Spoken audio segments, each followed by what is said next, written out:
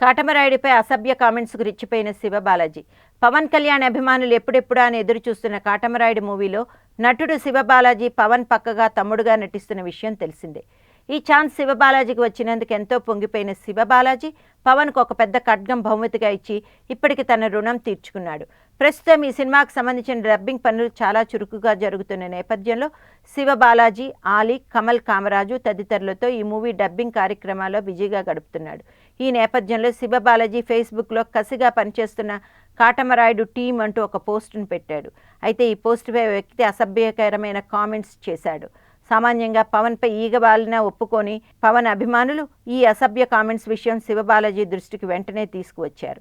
దీనిపై శివబాలాజీ స్పందించి గచ్చిబౌలిలోని cyber crime పోలీసులకు ఫిర్యాదు చేసినట్లుగా వార్తలు వస్తున్నాయి. నువ్వు ఎందుకు ఇలాంటి కామెంట్స్ చేశావు? నువ్వు నాకు సమాధానం చెప్పి తీరాలి. నేను దీనిపై పోలీసులకు ఫిర్యాదు చేస్తానంటూ శివబాలాజీ ఆ వ్యక్తిని తన ఫేస్బుక్లో ప్రశ్నించడమే కాకుండా పోలీసులకు ఫిర్యాదు చేయడంతో రంగంలోకి దిగిన పోలీసులు ఆ వ్యక్తి గురించి ఎంక్వైరీ మొదలుపెట్టినట్లుగా తెలుస్తోంది.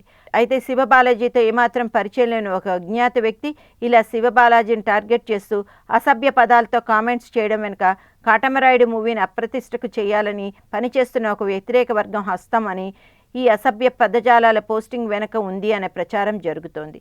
దీన్ని బట్టి చూస్తూ ఉంటే కాటమరాయుడిపై నెగిటివ్ టాక్ ప్రచారం చేయడానికి ఒక వర్గం ఎంత సిద్ధంగా ఉందో అర్థమవుతోంది.